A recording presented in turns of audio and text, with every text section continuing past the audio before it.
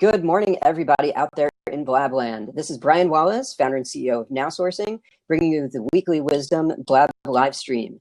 It's an interesting Blab live stream that we do every week, usually on a Sunday or a Monday, where we try to find some interesting guests from all over the globe, and we try to talk about all of the interesting stuff that entrepreneurs and business owners think about.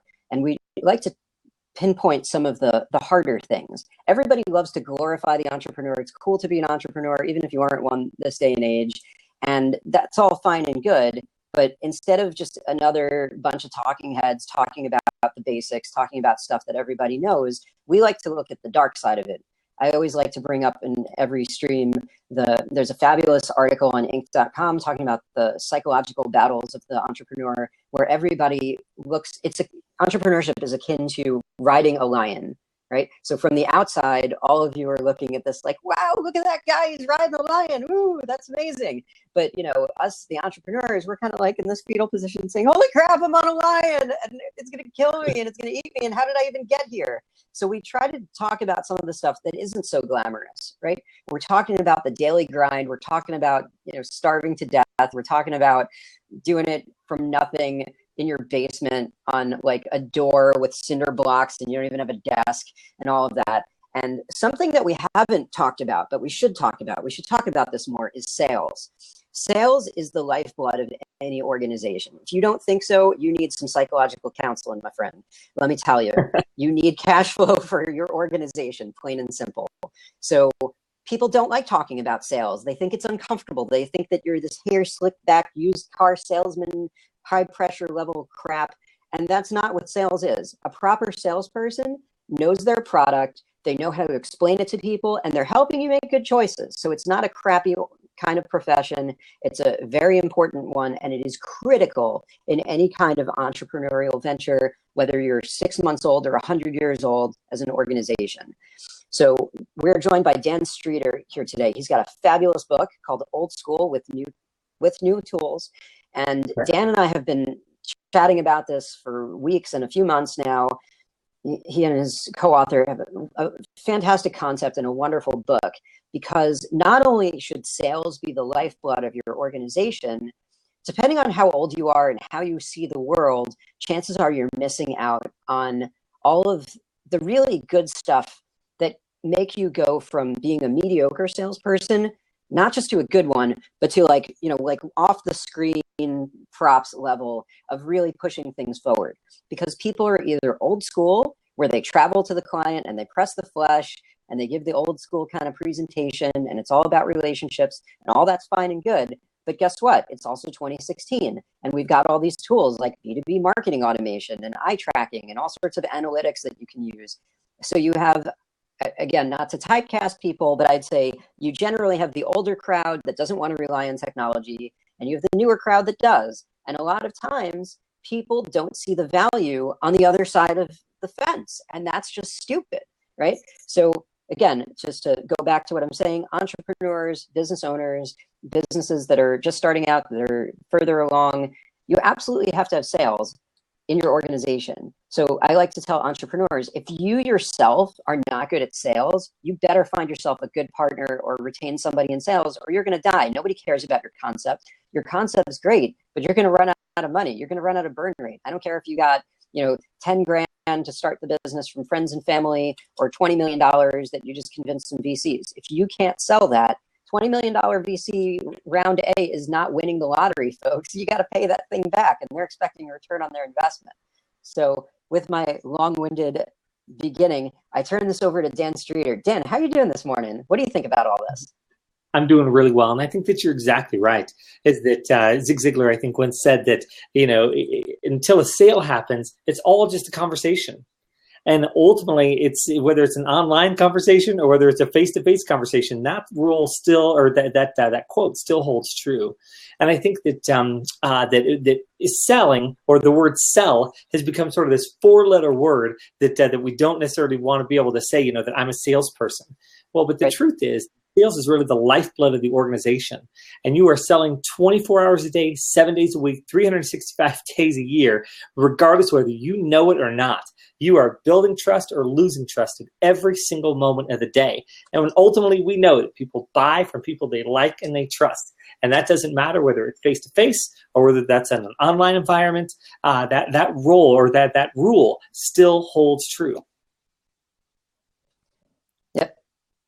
It sounds like we just lost your voice there for a second. Just back up like the last 10 seconds of what you just said.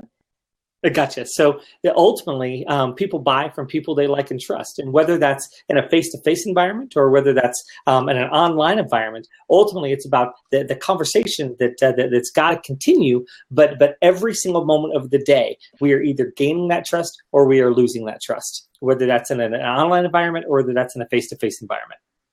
All day long, my friend. And let me jump in with something similar, building on what you just said there. I love catching entrepreneurs off guard talking about the whole sales process. So I say to people, and when I'm training people in our organization, I tell them, what are we selling? So somebody in our organization says, we're selling infographics. I say, wrong. And I don't throw stuff at them, but just dramatic effect for the glad audience here. Right. It's not what you're selling. What your product or service is not what you're selling. And Dan has hit it right on the head. People buy from people they like, people they trust, people that look trustworthy, and hopefully people that are trustworthy. I don't think looking trustworthy is exactly enough, but you have to come across as so super useful. I want to be your Swiss Army knife of everything you need. I'm going to sell you an infographic, and I'm also going to introduce you to 28 people that you need in your business, right? I want to be your go-to guy. I want to be in your Rolodex, if people still use those, but I like the term. So people want to buy from people that they like, people that they trust. So the first thing that you're selling everybody at the top of this funnel is yourself. You are selling yourself, because if you can't sell yourself, you obviously can't sell some other thing, right? People have to like you. People have, you have to smile. You have to get up in front of people, whether it's over the phone, whether it's in person, whether it's on some weird live stream thing like this, whether you're meeting somebody on a plane, wherever it is.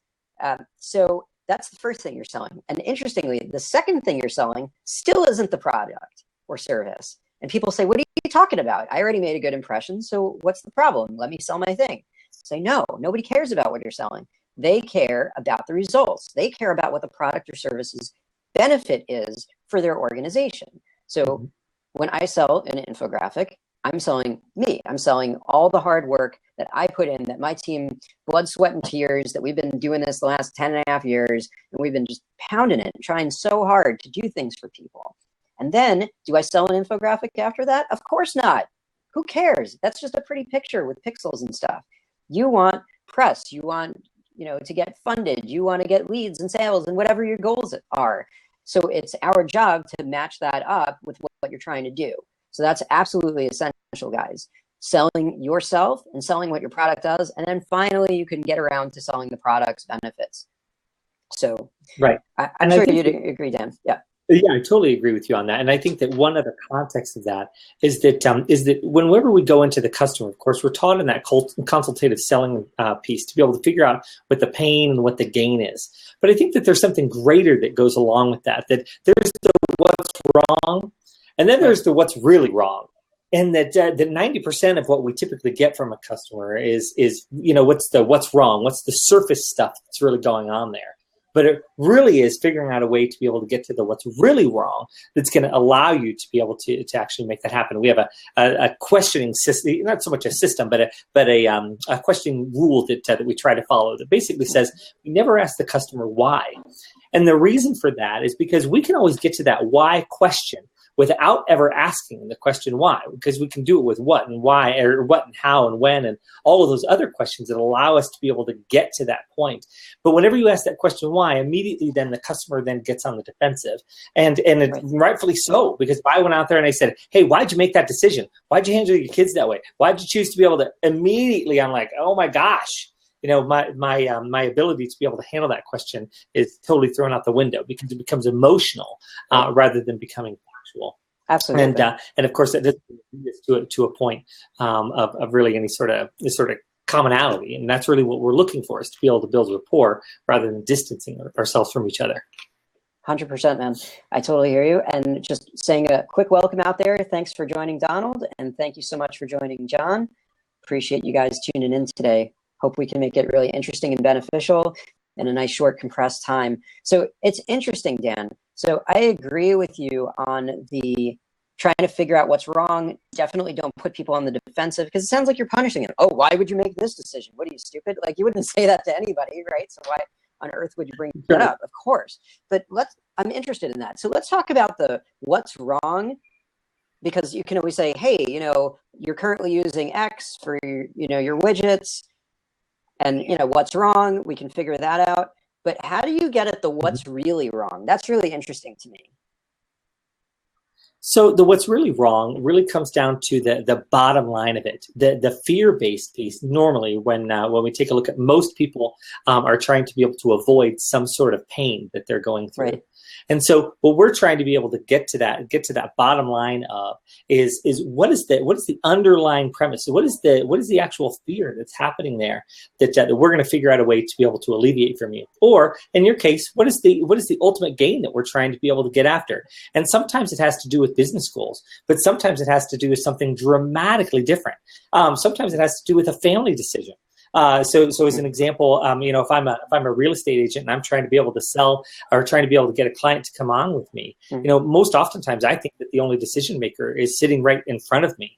But the truth is that there are so many different people that probably play into that decision. Everything from that person's parents to that person's kids to a significant other there are so many different factors that play into that decision, well beyond just the primary conversation that we're having or who we think the decision maker is in front of us. And so ultimately, we've got to figure out a way to be able to get to that point, well beyond the actual point of the just the direct conversation that we're having with the who we think is the decision maker. Absolutely. So, hey, I think, we've been building up the excitement for everybody, talking about the difference. And hey, Carlton, thanks so much for joining in.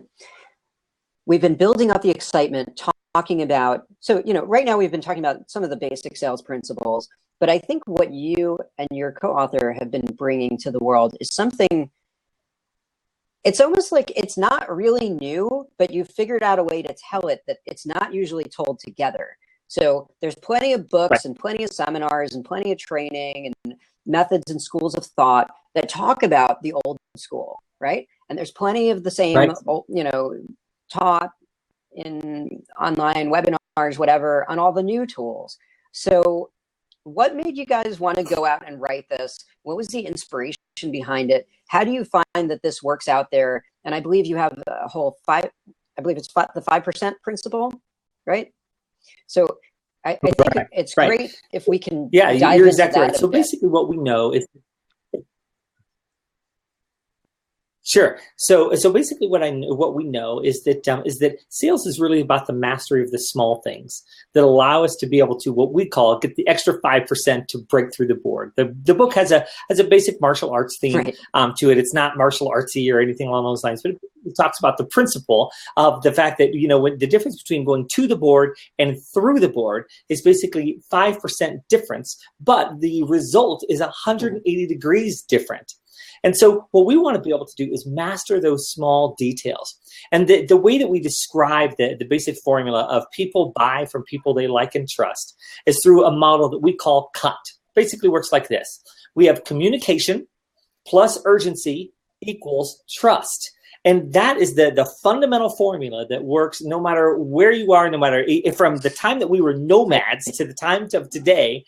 That model of communication plus urgency equals trust has fundamentally operated about how sales worked. And whether you're trying to trade sheep 15,000 years ago, or whether you're trying to be able to sell a major widget in today's world, that fundamental formula stays.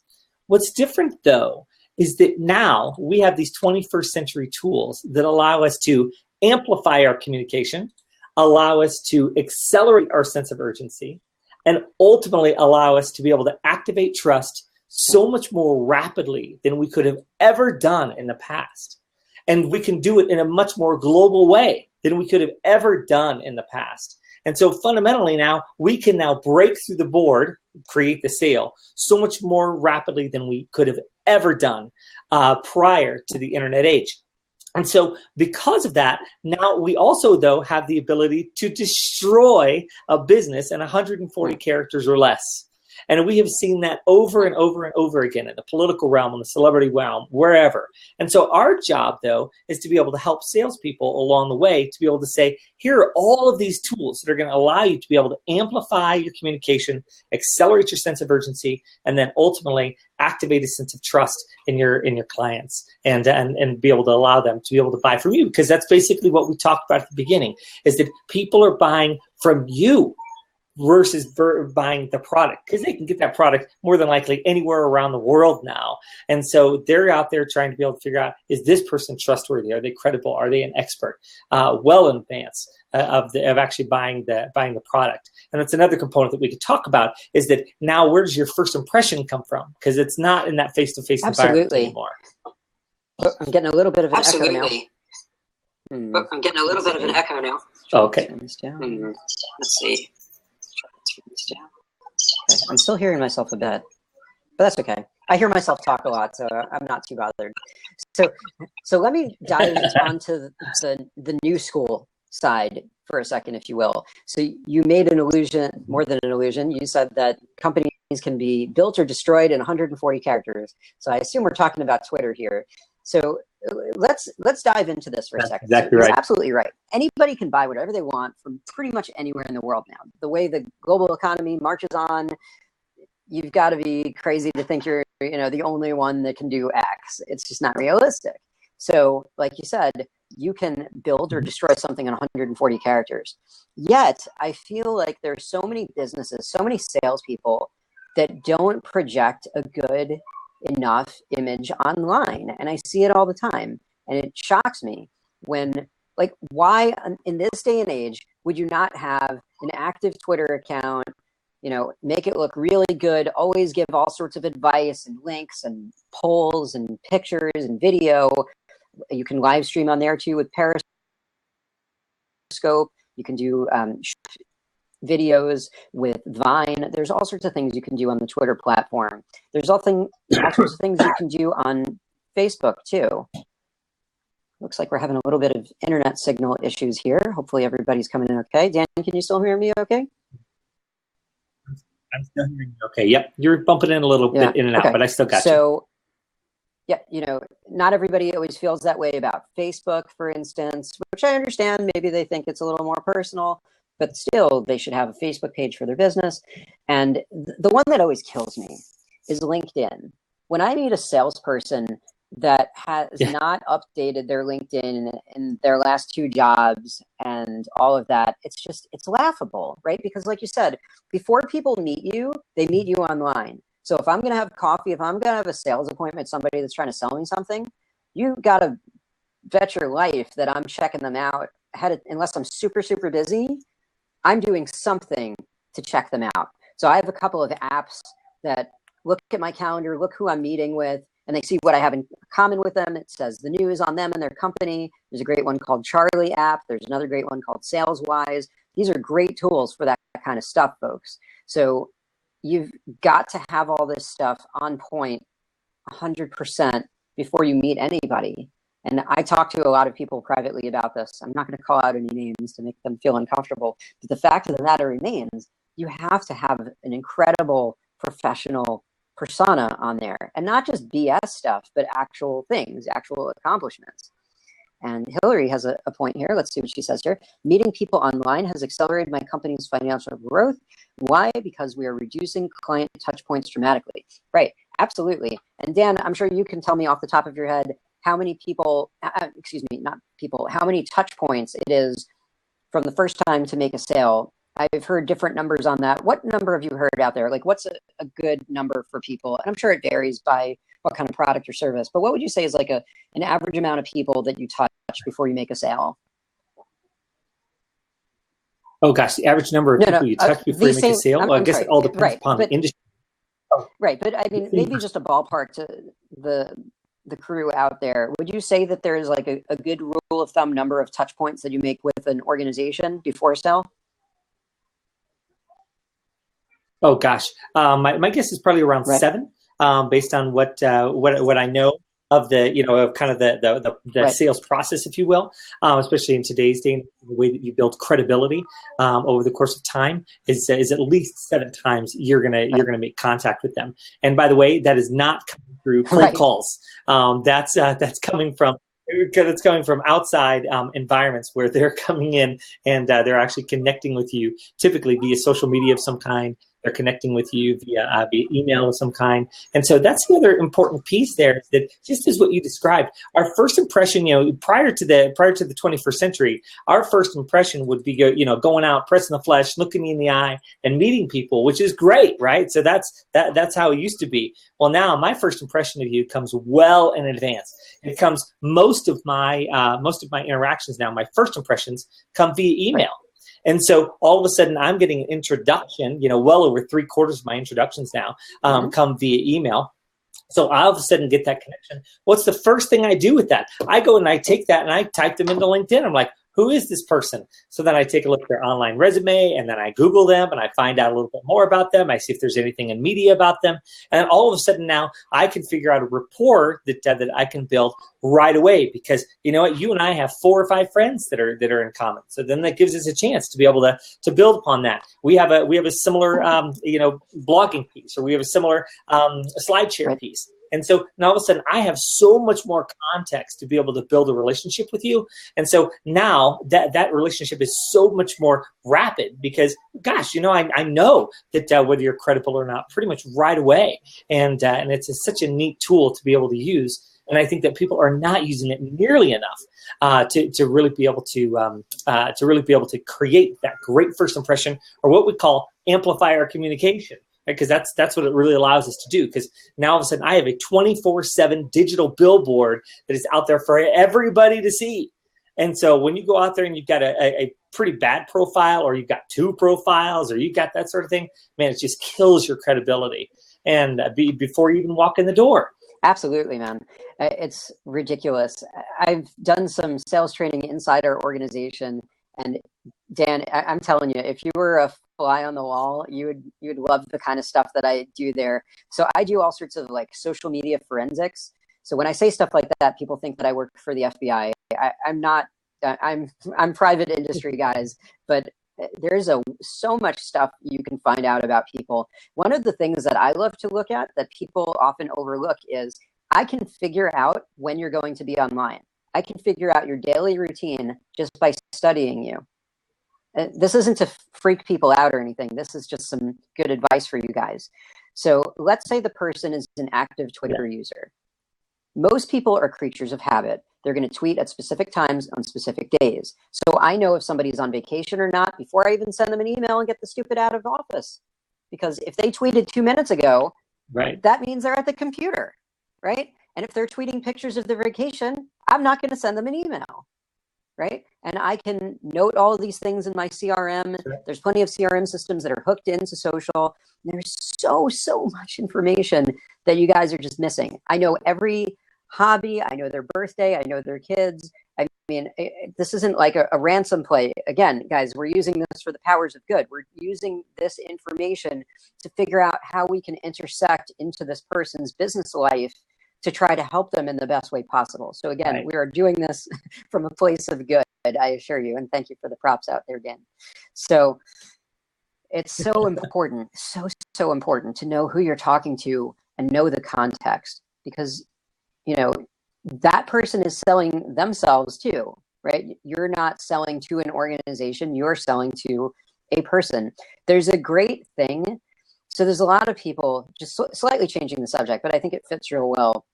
There's a lot of people that think that there's this massive divide between business to business over here and business to consumer over here. And oh my gosh, they're so different. How can I ever adapt? And blah, blah, blah, blah, blah. But at the end of the day, they're all people, and people forget that. So there's a great marketer out there by the name of Brian Kramer. It's out there with a book called Shareology right now. And I know he said this a few years ago in some presentations, and he's got a great line. And he says, there is no more B2B or B2C, only H to H, human to human. And if that sounds a little too hippie or whatever for you, okay, you know, I get it. But he's right, because business to business people want to be entertained. They want to be informed. They want things to look great. They want to be treated well. They want to be understood. And it's all the same thing, guys. Hey, Aussie, thanks for joining. So what do you think about that, Dan? I think that you're right on the money. Even if you're involved in an RFP process and people think, how bland is that? There's no, H to H in that. There's no human. But the truth is that if that RFP has come out and you didn't know about it in advance, or you haven't built a relationship with that organization in advance, the likelihood that you're going to actually, close that sale is going to be pretty small. And so the truth is that you have to know in advance that thing is going to be coming out, because it gives you the opportunity to be able to actually build that relationship with that person well in advance of the RFP ever being placed. And that works in government. It works in the regular B2B environment. And of course, as we know, it works in the B2C environment as well. Really determining what exactly is it that's going on in the organization. And you can determine a lot of what's happening within an organization and their pain points within an organization, and of course their gain as well, just by looking at things like their social media. They're telling you in advance, these are the things that we're working on. Or if you see a series of customer complaints, here's the things that that I know about your organization, and it gives me a chance to be able to then build a solution that my company matches in order to match what the organization needs. So true. And building on that, there's something I like to do. So we have a proposal quote software, and since we're a visual communications agency, we make infographics. I've spent years just making every step of the sale better. So something that I like to do, right, besides drink coffee and make a suspenseful buildup of pause, is to actually go in there and make the quote visual. And people say, I've never seen anything like this. This is amazing. And I'm like, yeah, well, why should a proposal be boring, right? People overlook the obvious things, right? If I, make every single communication to a client great. A lot of people like handwritten notes. People like, getting candy. There's so many things at your disposal, and people are just lazy, and they just think, oh, it's a numbers game, and if I just have 1% of the market, then I'm going to be great. And that never works, because that's just 1% of crap that you don't care about. So, yeah. Well, and I think within the context of that, Brian, I think it's important to recognize, though, that you've got to figure out what your tool is. So as an example, two pieces of this. So number one, the tool that you're talking about is one called Quote Roller. And oh my gosh, this tool is beautiful. In fact, we are now using Quote Roller, and we're building out our using that tool because it's brilliant. And so when you come across somebody who's using amazing tools like Quote Roller, you've got to go out there and borrow that tool, and don't think it's just exclusive to them. That's the reason why they're sharing it with you, and so that way you could better your business model as well. And subsequently, that's the reason why we're pursuing it. So number one, make sure that you're going out there and you're figuring out, when you see a great tool, go out there, try it, use it, see if it fits your business model. And that's the second component of this, is that you can't use everything. And I think that people get overwhelmed, and they're like, oh my gosh, well, I can't use Twitter because, I'm supposed to use Twitter, and I'm supposed to use Facebook, I'm supposed to use LinkedIn, I'm supposed to use, Periscope, and I'm supposed to use, and there's no way to be able to do all of it. So you got to figure out, where is your audience? Where is the thing that you love? What's the thing that you can manage and that you feel pretty good about being able to manage? And then trying to be able to figure out, well, what's the tool that I can use that kind of matches all of those pieces? One of the things that we were talking about was LinkedIn, and specifically around the credibility piece of LinkedIn.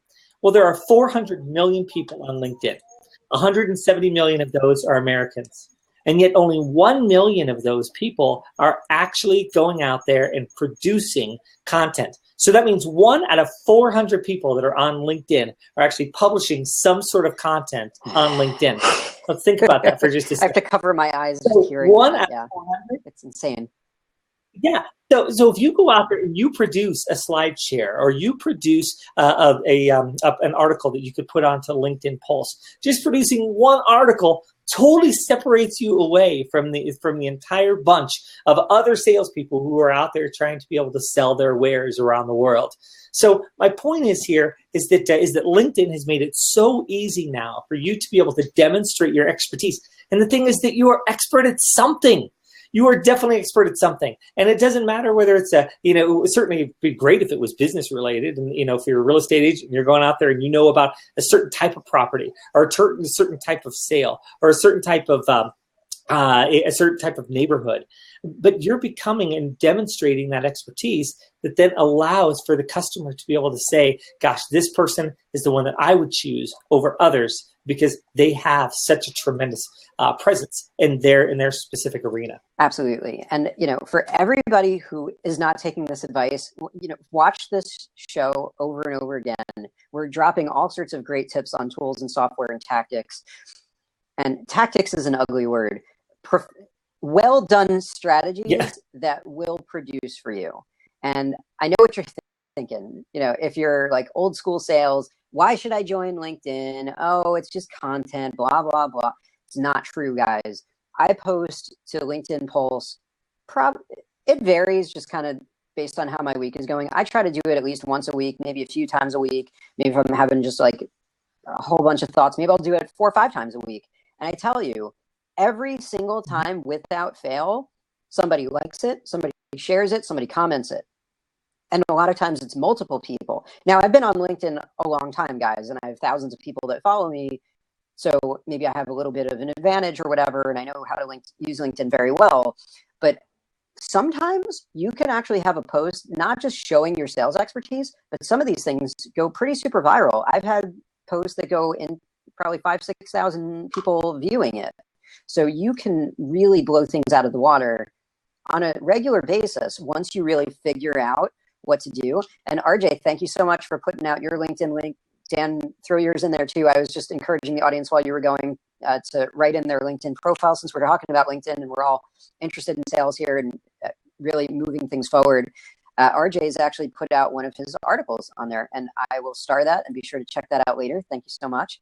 I don't have articles for you guys immediately because I'm in the middle of doing the live broadcast, but I'll try to think of some good ones for you later. I'll throw out that psychological profile one with everybody riding the lion. That's a good one. That was actually on Inc. magazine, not LinkedIn. But yeah, it's absurd when people say, oh, I don't have time to do it. So let me ask you guys, if you don't have time to do it, what do you have time to do? Cold calls? What's your success rate on cold calls? 10%, 1%, nothing, no percent? Right. Drives me insane. And then, switching to the old school for a second, I think people just don't know how to talk to people sometimes. So you watch people with their introductory call and they say, hey, I'm so-and-so, full name at company you've never heard of, interrupting your day. How's your day going so far? Is that your sale? Do you really want to know how their day is going? Well, yeah, probably. But don't you want to see if this is a good time and if they're interested in it? It cracks me up like how the actual art of the sale and the way to talk to people, so that, to Dan's earlier point, isn't just a conversation. It's great to have coffee with everybody all day, but eventually you're just going to be all caffeinated, jittery guy with no sales in your pocket. So I feel like as much as we are talking about the social platforms and all of that, I think we've definitely spent some time on that. You hate when your phone rings and it interrupts your focus. Well, okay, how would you like me to reach you if I was selling you something, RJ? Would you like an email? Yeah. Would you like me to show up at your doorstep? Like, what's the way? I agree. I think that this generation really doesn't like the phone. Everybody, email with value. But the problem is, if you don't know me, it might hit your spam filter. There's a lot of tactics to it that I think people just don't get the old school. I love to meet people in person. I love to put funny titles in my meeting invites. I really try to get people's attention in a way that they just can't even believe it. So it's like, I'm not just like a circus, like just pure entertainment value, but you've got to be super interesting.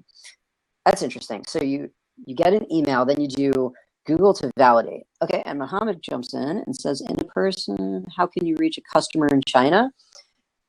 Well, let me tell you, something that we haven't explicitly said here. We talked a little bit about the outbound cold calling side of the world, but we didn't talk about 100%, or we kind of talked around it, but we didn't say we didn't give it a name, is inbound marketing. So I'm speaking from my own experience here. Again, I'm sure you can speak some as well.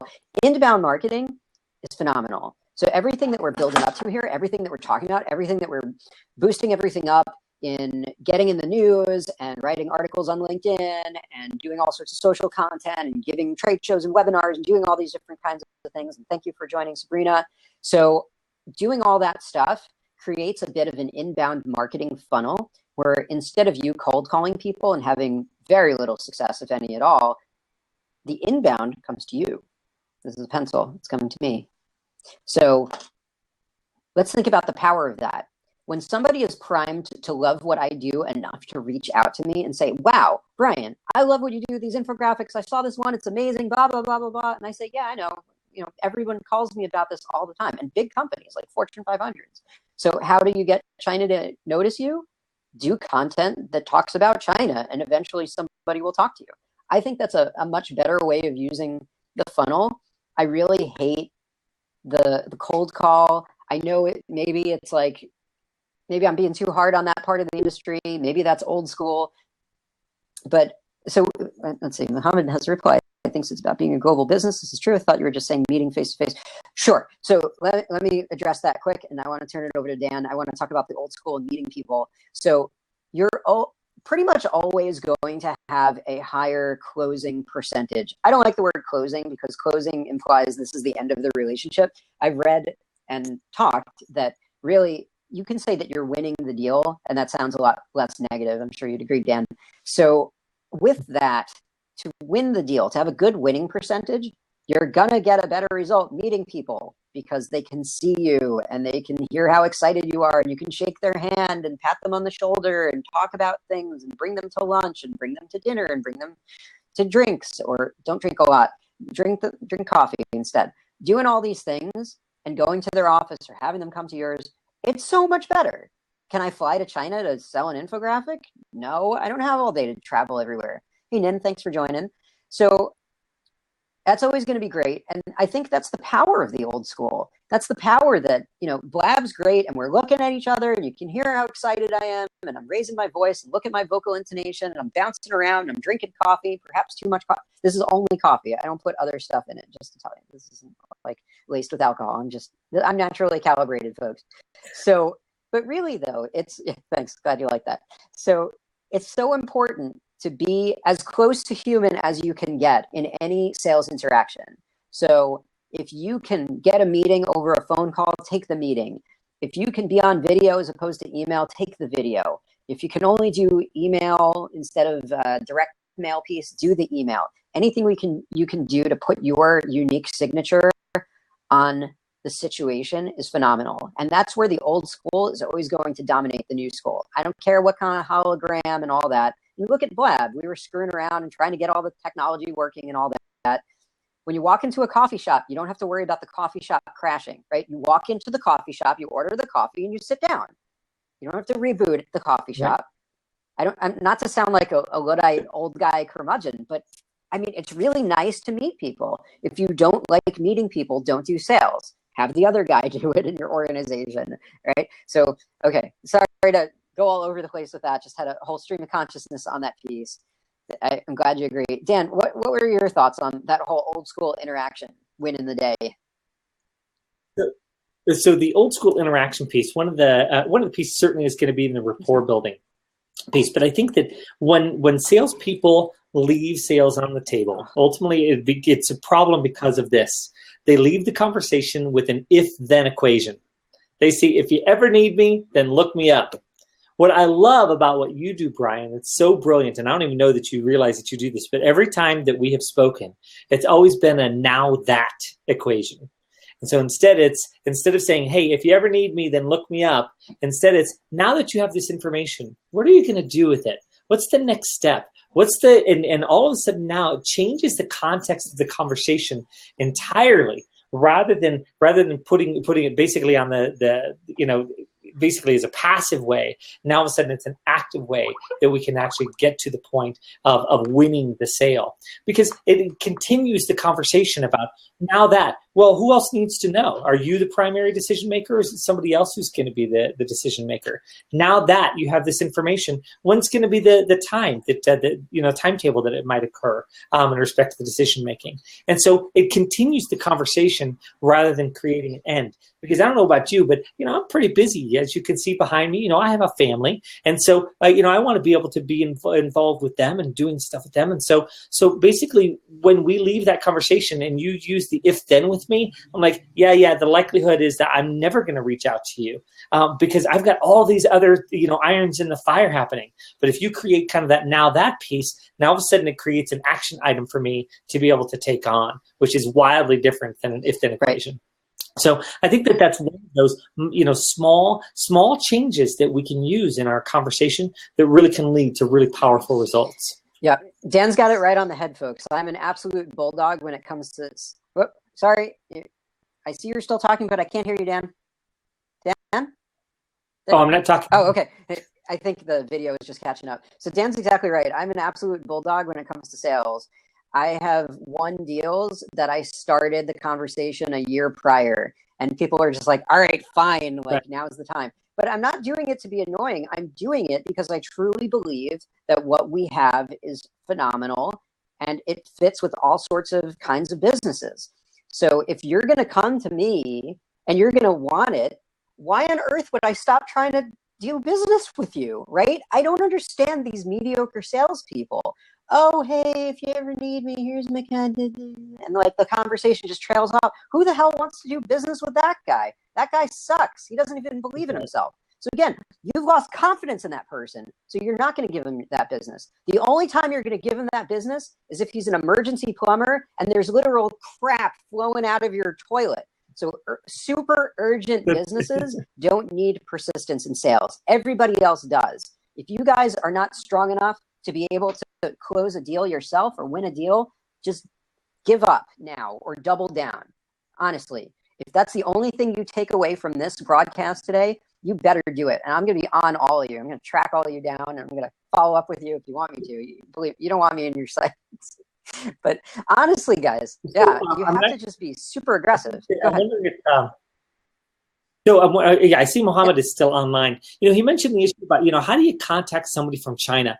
And I think that this is the power of LinkedIn. It used to be the, 7 degrees of separation, yep. Kevin Bacon type thing. Is now that's like 2 or 3 degrees of separation. Especially in the business world and especially within the confines of a small business world that we're after.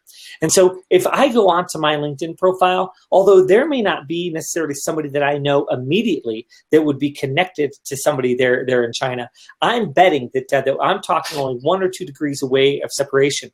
And if I'm able to use the search tools pretty well, I can narrow that down to the point where I can get that 1 or 2 degrees, and I can then get an introduction to an introduction that's going to lead me to that person in China. And so even if I just know a couple of people, then all of a sudden they can produce and help me to be able to create those introductions, because my bet is they want an introduction to the US market. And of course, that's what I have. And so that's the power of old school relationship building, is that our ability to be able to create relationships with others, because that's ultimately what we're after, right? Is we're trying to be able to figure out how we can build other relationships with others for others. Absolutely. And one other thing, aside from getting the introductions to introductions, while that's a fantastic point, there's something else I want to add into this as well. I'm just posting just another note to everybody that we're broadcasting live. So another piece of this is authority. So we talked about having a great LinkedIn profile and a social profile and all of that. But I think when you become an authority figure and you have press around you and you're doing things, whether you're like Dan and you're on a book tour, if you can do speaking engagements and being in the news and having a regular blog and giving training sessions, if you can do all of these different things, that helps build your reputation. So that way, when Dan and I are Googling you, we're going to come across, oh, wow, this guy was in the Washington Post or Forbes or Inc. or Huffington Post, and maybe they're authors at some of these big places. So just constantly writing about what you're good at, what you're interested in, adds that excitement, because otherwise you're just another LinkedIn request or just another email sitting in my email box of 500 people. Like, imagine you're a journalist, right? You know how many emails a day a journalist gets? It's insane. They must get 500 emails a day. So what are you going to do to stand out there? What are you going to do to stand out with everybody else? Create value. Yeah, absolutely. You have to create value. Don't just post about knitting needles if that has nothing to do with anything. Oh, there we go. Thanks, Dan. Appreciate you posting the links. Sure, no problem at all. So I'm so glad that you mentioned that, because part of this is determining where exactly are your people going to be, and trying to decide what content you give away and what content you don't. And you spoke about this a little bit earlier, like, well, I have 5,000 people that have seen some of the articles that I've read or that I've written. That's pretty cool. Well, and then I'm looking at, saying, well, gosh, I have a pretty small follower base. What if I only had 50 people who saw it? What if I only have 20 people who saw it? Here's what I say. I don't care, because I have 50 people of the right people who are looking at this. And that's the key to it, because, out of those 5,000 or 10,000 or whoever it is that are viewing that article, the return ratio on that is probably going to be pretty small. But if I have 50 people who are seeing that article, those are the right 50 people that are the decision makers that can help to be able to create sales for me. And of course, then I can go out there and I can benefit, because remember, it is not just about this one-way piece of, well, I'm trying to be able to create sales. No, you're providing something that is a net benefit to the other people and to the other party. And that's such a critical component of this equation, is that, just as you said, it's about people are selling to people. You're not selling to an organization. It's not some faceless thing that happens to be out there. What we're trying to be able to do is to truly benefit other people's lives. And I believe in our product, and that's the reason why, and I believe that it fits the vast majority of salespeople out there. That's the reason why we're doing it. You have a tremendous product in the infographics that you create. It's beautiful what you design. And for most businesses, it fits. And it's something that they should be doing out there in the world. And so what we want to be able to do is say, gosh, is it a fit for everybody? No, it's not. And it's okay to not be a fit for everybody. And it's not a fit for everybody right now. But a year from now, your business is going to be in a different place, and it will be a good fit. And that's the reason why you've got to make sure that you're keeping that rapport building going. And the way that rapport building continues is by you giving to them, giving them information, staying around, making sure that you're giving them content that they can use on a regular basis, and allowing them to be able to be constantly improving. Because I don't know about you, but boy, that's really what our business model is that we're constantly trying to figure out, how do we do things just a little bit different? Just like, Blab I Am. I mean, my gosh, what a great tool that we are now going to be able to use, because we do a podcast, right? So this is, and so that would be one tool that we could then use to be able to continue to be able to promote and to provide content and do all those pieces. And so I think that it really is just a matter of figuring out what are the tools that that you can use on a regular basis that is going to really fit your audience and allow for you to be able to continually boost your platform. So as an example, I went ahead and I posted our little articles piece down there at the bottom. And so you'll see that when you click on that link, we've been published in I think 50 different places now, which is so That's cool. Great. That we've been published in all these areas.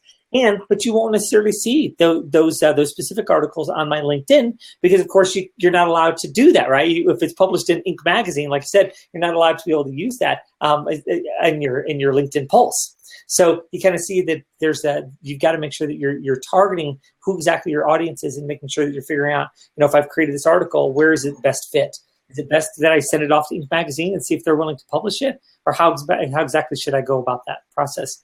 But again, it all comes down to what's your end business goal and what's going to be the media that's going to allow for us to be able to create that. Great points. I don't even know where to begin. I've taken a few mental notes on what I wanted to say in response. Great stuff. First, Dan, on the podcast, I'd love if you could drop a link here for people to follow that too, because we've had 40 people tune in today. I know a lot of people like to watch the recordings. We always rebroadcast this. We typically put it on YouTube as well. We put it in the newsletter. We repackage it as blog content. So we get this out a whole bunch of different ways after it goes live. And I mean, it is a Sunday morning. There's still plenty of people waking up. It's not, the regular 9 to 5 that everybody's tuning in. So No. So Dan, sorry guys, just to clarify, Dan just posted Dan's podcast on the Old School with New Tools. Us here at Now Sourcing, we have the weekly Wisdom Blab live stream. Okay, two different things, similar kind of topics. This particular week, there's a little bit of an intersection.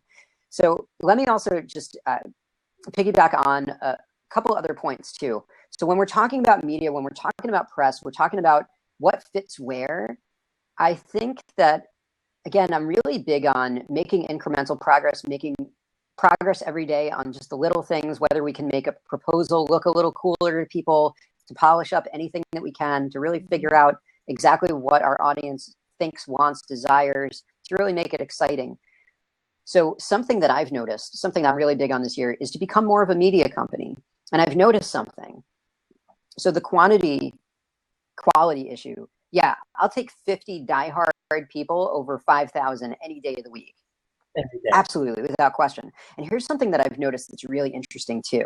I think the more content that you can deliver that is as close to the in-person human experience, the better. And video has just been my thing this year. So I've listed, I haven't published this publicly yet, but I've made a list of 10 things that I want to focus on only for the year to grow the business threefold. 300% bigger. And, we're on our way, and that's really exciting. And one of the things on there is to become a media company. And I've thought about this for a while, and I have taken on this personal/business challenge to post video content every business day. So wow, it's kind of insane a little bit, but it's amazing. It's totally crazy. You want to do your business automated. Let's come back to the automated piece, but before I lose my train of thought here. So with video, it's as close to the in-person thing as you can get. It speaks volumes more about who you are, how you react. Look at my face. You can tell I'm excited. You can hear me. You can see my hand gestures. You can see my coffee cup. It says roast, brew, drink, repeat. It's not in the frame. There it is. Okay, good. It's not a commercial. I just think it's a funny phrase. So it gives you a sense of who I am and what I'm about and why you should kind of follow along and just get some practical wisdom every day. So the two ways that I've been doing it, just so you guys know, one, it hasn't been rolled out to everybody, but Facebook is a phenomenal platform. Obviously, Facebook's been rolled out to everyone. That's not what I'm talking about. I'm talking about a specific new aspect of Facebook called Facebook Live. So for those of you who are not following me there, I encourage you to do so. And I'll post a link here in a second. So what I can do is whenever I'm in the moment, I can bring up a live stream and my thousands of people that follow me tune in. And I'm telling you guys, people that haven't been on my radar for 2 weeks, 2 months, a year, 2 years, 5 years, 10 years, 20 years. I'm dating myself here, I guess. But people who just haven't really been thinking about me for a while watch me tour around the audience, or they see me on my travels and they see me being a road warrior and they see me go to an interesting place, or I'm talking about some, just something that really spiked my interest. Like the last one I talked about on Friday was the power of paring down your decisions as an entrepreneur and why you should wear the same thing every day. Not literally the same thing every day, but just, there was Mark Zuckerberg had a picture. He's on paternity leave right now because he just had a little kid. And he's talking about going back to work. So he took a picture of his wardrobe and he said, hey, what do you think I should wear? And it was like hilarious because it was just like a row of hoodies that are all the same color. So people that are busy like to not clutter their mind with stupid crap that doesn't matter. I'm not saying to look like a slob and just dress in pajamas, but have a couple of looks. And I understand, maybe it's not for everybody. But my point is, I do that every business day of the week for, 2, 3, 5, 7, 10, 12 minutes. And hundreds of people watch it. It's crazy. And it's super targeted, the rabid fans of me and my brand. I'm a highly visible CEO and people love it. People love that kind of energy. And then the other thing that I do is what we're doing right here, which is the Weekly Wisdom live stream every week, usually on a Sunday or Monday. And I think the more, if you are anybody who's a sales individual, if you're trying to market yourself, if you're trying to brand yourself, if you're trying to brand your organization, this is it, guys. And I understand, maybe you think you're ugly. Maybe you think, oh, people aren't going to like the way I look, talk, whatever. Get that crap out. That's just noise. Get that out of your head. And the more you do this every day, it's like being on stage every day. So you are perfect and you're polished. Everybody's like like, are you reading from a teleprompter? I'm like, no, this goes through my head day and night. I can't even sleep. I have thoughts pouring through my head, and people can appreciate that energy in a way that is different when you're doing it this way. And Dan, before we turn it back to you, let's talk about Mohammed's point. So you want to get at least 80% of your business automated. Now, Mohammed, I don't know what you do, but I will tell you that not every business can be that easily automated, and certainly not to the 80%. If you're selling like a very basic commoditized software as a service platform that people are paying you monthly revenue, maybe that's a thing. I don't know. And John, thanks so much for joining. So Mohammed, we'll wait for you to comment back, but I'm kind of anti that. Now I'm a little different. Like I'm super focused in quality. I like building businesses that don't scale. I know that's not for everybody. I love hard work. I love the grind. I love the diligence of it. I'm kind of like a calmer, more PG version of Gary Vaynerchuk, if you guys are into that guy. So I think people that really believe in the hustle, that love the game, that love the climbing up the ladder, I don't know if we all want to automate that. So, I mean, listen, the 4-hour work week, sitting on the beach, drinking your pina colada is great. But for a lot of it, it's the one guy who's telling everybody how to do it, and everybody else is like working themselves pretty hard. So we can talk about delegation. We can talk about all that. But before I ramble all over the place, could you come and explain it? Hey, Dan, do you want to have Mohammed join on in? Yeah, absolutely. Let's do it. Yeah, okay. Yeah, sure, Mohammed. Jump on in. We've got an open seat here. Click on it, and I'll have you come in. Let's see what you got to say. Now, I see your name here is Abdul. I'm sorry if I've been calling you the wrong name, but here, let's let you in. Come on in, sir. How's it going, guys? Hey, great. How are you? Great, oh my gosh. Great. No, what I'm saying is, like, for instance, Brian, you're right. Facebook Live has a great new thing they have with the Facebook Live. But like, for instance, I've been in the YouTube space for a while. And what I do is I kind of outline the videos that I'm going to go ahead and shoot for. So I'll make those videos. I'll make like 5 videos in a day. And I'll upload those videos to Hootsuite, and they get delivered at a certain time. It's not me live, but it's just a way that it kind of builds, it kind of talks about the topic to my audience. And it's sometimes it's a way for them to either buy a digital product or even talk to me on the phone on like a scheduling, like a free 20-minute consultation or something, just to get a client. Got it. So tell me about the space that you're in. Are you in personal training space? No, actually, I'm a passion coach. I wrote a book called How to Find Your Passion Now. So I help entrepreneurs kind of find their thing. Yeah. Perfect. Okay. And so the hope is that you're able to hope to be able to provide enough content then to be able to create sort of a subscription base. Is that right? Subscription based, yeah, or a coach with me for at least 90 days or more. Got it. Okay. All right. Fair enough. And so with that subscription base, then that's where you're hoping to be able to create kind of the automated piece to where people are, once you've pushed out enough content, hopefully, that's quality content, that all of a sudden that they're going to then produce that inbound marketing to be able to then, so then they're just connecting with you immediately. You activated that trust that then says, hey, you're going to go ahead and create this 90-day agreement with me. Is that what you're saying? Hopefully, because the deal is to get them on the phone. Like, I agree with Brian say, I do want to get them to the free consultation so I can talk to them on the phone and then basically kind of establish a relationship there.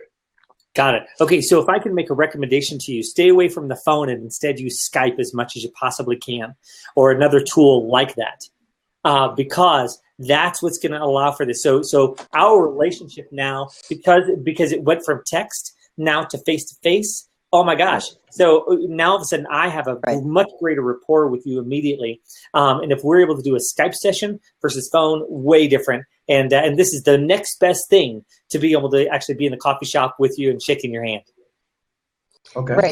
And to build on that point. And somebody turn their volume down. I myself pretty loud. Oh.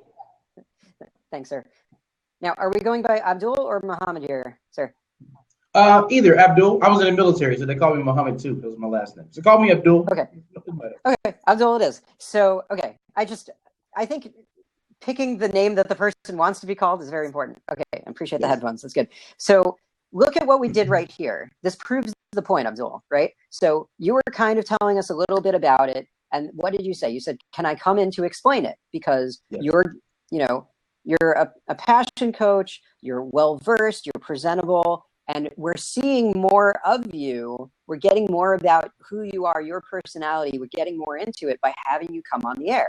So certainly, to build on Dan's point, if we can take that from text and an email to a call is great, to a Skype, some kind of video is even better, and to an in-person, phenomenal. We've got it all solved. And I know that's not always possible. It's not economically feasible to go travel the world for every single client. I mean, if you're selling like $1 million deals on something, I don't think you're selling your product for $1 million. I sure am not. So I'm not. Yeah, I hear you, man. I hear you. And I'm not sure where you are. Where are you located? I'm located in South Dakota. Okay, great. So yeah, I mean, I think it's awesome if you can kind of build that up locally in South Dakota, but traveling like crazy, probably not so feasible. Traveling for like a seminar or something like that, that could be really cool. But yeah, absolutely. The more you can get to differentiate yourself just by doing this very thing that we're doing right now is really where you want to be. Now, let me touch on a different point, which is where I think you're going with this. You're talking about automating your business. I know you mentioned Hootsuite, so I have a feeling we're talking about scheduling. We're not talking about automating the sales process. We may be talking about automating the content delivery. So this is an important distinction. So automating content delivery is fine, with one warning and one caveat that I'm going to say. So let's say it's a Sunday. Your audience isn't going to be sitting around all day Sunday. You spend half the day, you find 50 quality articles, and you're scheduling them all out on Facebook and Twitter and LinkedIn and wherever throughout the week on Hootsuite. Can you schedule that? Absolutely. Should you figure out what times a day your audience is hanging out there? Absolutely. You know what time zone you're in. You know where your clients are, for sure. But there's two things with that. One, if somebody's replying, you still have to check in, and you should reply immediately. So when somebody sends me a new inbound inquiry, whether they're calling or they sent an email through the contact form or something, I call them within the first minute. And people are like, wow, how did you do that? I'm like, what do you mean? I looked at my email and you wanted to talk to me. And why do I do that? Because I know I'm going to beat the other guy who's asleep at the wheel. That's going to take 6 hours, 1 day, 2 days. None of this 24-hour response time nonsense. This is the internet. And you know what? If I can respond in that minute, that means that they're still sitting at the computer on my website, right? And that's how powerful is that? That sets the tone for how great a job I'm going to do for everything, every piece along the way. Because you don't sell and then hand them garbage, right? You sell and then you have to do the job. And all that's the sales process too, all the way through, after it, and all of that. So being super responsive to people, even after you schedule. So let's say, Abdul, let's say you put something out there right now. You got a great post that you found in Inc. magazine or wherever, or Zen Habits, wherever you find some content. And you're going to push this out on your Twitter and your Facebook and wherever other else, let's say for 9 a.m. coffee on Monday. And if somebody retweets it, you've got to be on point. You have to remember that you put it then. But the one thing that I think Dan and I are stressing here, that side of the fence is okay as long as you're keeping listeners and a heartbeat to it. But the thing that you cannot just super automate is the sales process, this relationship building. That's got to be real. That's got to be genuine. And that's where you have to spend your brain power. That's my 2 cents on it. I like that. So I would say, Abdul, that urgency has a half-life. So to Brian's point is that when they reach out to you, they are 95% of the way there to be able to actually create a sale. 95%. So then what we're going to do is if we waited 24 hours, and then all of a sudden now it goes down to 50%. And then if we wait another 24 hours, now all of a sudden that's down to 25%. And so if I wait to that 48-hour time period to be able to actually reach out to somebody to make a sale, I have a whole lot of ground to make up. But to Brian's point, if you go ahead and you contact them immediately, what we know is that 50% of all sales goes to the first person to reach out to that to that other person. So 50%. So you exponentially go ahead and to create a better chance of creating that sale if you're going out and you're the first person to be able to make contact with them. So that's absolutely critical to that. The other point is that I would follow, but I would certainly take a look at individuals who have made your business model a success that you're after. So one guy that came to mind is a guy named Brian Johnson. I don't know if you know him, but he has a website called brianjohnson.me. If you take a look, I went ahead and put the link, and he's doing exactly the piece that you want to do. He's produced a series of videos. He's basically a passion coach. Produced a series of videos that then go out. Brilliantly done, and he has automated the back end of his process. Now, I don't know the tool that he uses, but I do know of a tool called Autopilot. And so, if you just type in, just Google Autopilot customer journey, essentially, it will do just that for you. It is a brilliantly designed tool, super easy to use. It operates based on a map, if you will, that you build. That basically says, here's a box, here's a box, here's a box, and then what happens when, and it all operates off of if-then equations. So if a customer goes ahead and he gets an email and he opens the email, then this is the next action that should take place. If he doesn't open that email, then this is the next action that should take place. And it's a brilliant, brilliant model. And so I strongly recommend you taking a look at both of those pieces, both Brian Johnson and, of course, Autopilot. That's going to allow you to get that piece of your business automated. The relationship-driven component of your business will never go away. You're a passion coach. It's never going to go away, that relationship piece. And so know that face-to-face environment, like what we're doing right here, will always exist in your world. But the way that they get to you, that's going to be the difference. Whereas most of it used to be based on your family and friends network. Because, I think, success coaching didn't really start until 20, 25 years ago is really when, the success coach industry started to get legs. Well, when that happened, everything was still, it was all family and friends, right? That's who you were the passion coach for. But now the way that we build that rapport and we build that customer base is really through our messaging that's consistent and concise and looks similar. And you look at Brian Johnson's piece, even though the messaging may be different from day to day to day, the imagery and all those pieces are so similar and so blended and so well done that he's built a brilliant brand around this passion coach idea. That's Dan Sullivan guy, I think. He partners with Dan Sullivan. I think you might be right. Yeah, I don't know a ton about Brian, but I do know that name as well. Cool. Well, thank you guys for letting me in, man. That was a lot of information. Thank you. You did great. Thanks so much. Absolutely. Glad you came in. Pleasure, Abdul. Thank you so much.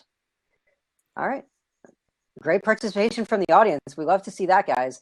Hey, listen, it's just about 11 o'clock here, guys.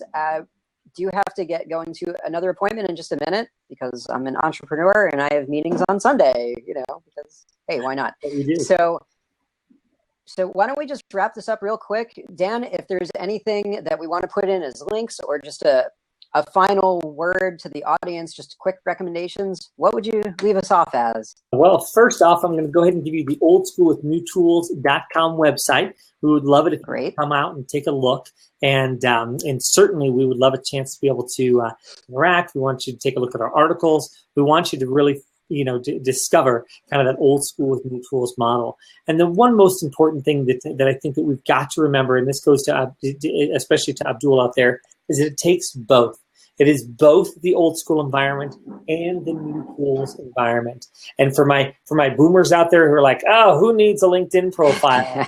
You know what? A LinkedIn profile, because the next generation that's coming to the fore, the millennials, they're really entrenched in that digital mode. And so you've got to be able to survive in that environment. And they're going to be the ones who are making the decisions, the buying decisions that are so critical to your lifeblood success. On the other side of that, my millennials that are out there and my X-Geners that are out there that have really focused on the other side of that, and saying, you know what, well, I can automate, all of the sales piece, and they're just going to come to me because of all this inbound marketing that I'm doing. Not true. It takes a both model. You've got to be able to build a relationship in a face-to-face environment, as well as being able to do the digital tools. So it takes both. Okay, that is fantastic. Thank you so much. I do have to get running here. So I'm going to also drop in my link here to nowsourcing.com for those of you that have seen us before. We're very well versed in the world of infographics. If you're looking to change your business and grow it in a way you've never thought possible, we can tell your story tremendously, get you all sorts of press, make you famous, get you funded. We've helped companies get acquired. It's really a fun and interesting world. This is my part-time job, 10 years into the business, really trying to give back to the community. I've spent many of my years kind of being the man behind the curtain, and I'm tired of being that guy. I think that I've got a lot of interesting things to say that people can benefit from. And so far this year, it's been phenomenal feedback. So I'm just getting started, guys. So not only should you check us out for infographics, but on there we keep a pretty well-written blog that features a lot of video content, that features a lot of entrepreneurial wisdom, that everything from sales to product design, any kind of thing that you can imagine that you'd be interested in from a business perspective, chances are we're writing about it in some way or another. So yeah, I would say, keep hustling, guys. Please don't automate everything. Automate only the good things, Abdul. Do not try to automate yourself, because the human mind and the will to persevere, and if you really want something out there, if you're just really good at it and you get better every day, you're pretty much guaranteed at success out there. You're going to find your way. May not be the first chance that you get at it, but I tell you, you put in the work, you do it right, and you're going to see some really good blessings your way. So I'm going to leave you all with that. It's been a wonderful time. Thank you so much, Dan. I'm going to give you a whole bunch of props before we go. Yeah, now I know how to do that. That's pretty fun. There you go. I'm going to get you to 200, and then I'm going to stop. There we go. All right, 203. There you go. All right. Thanks so much, Wim, for joining, but we do have to get going. So thank you all so much for tuning in today. This has been Brian Wallace from Now Sourcing with another Weekly Wisdom. Wishing you a wonderful week. Take care, everybody. Thank you. Have a good time. See ya.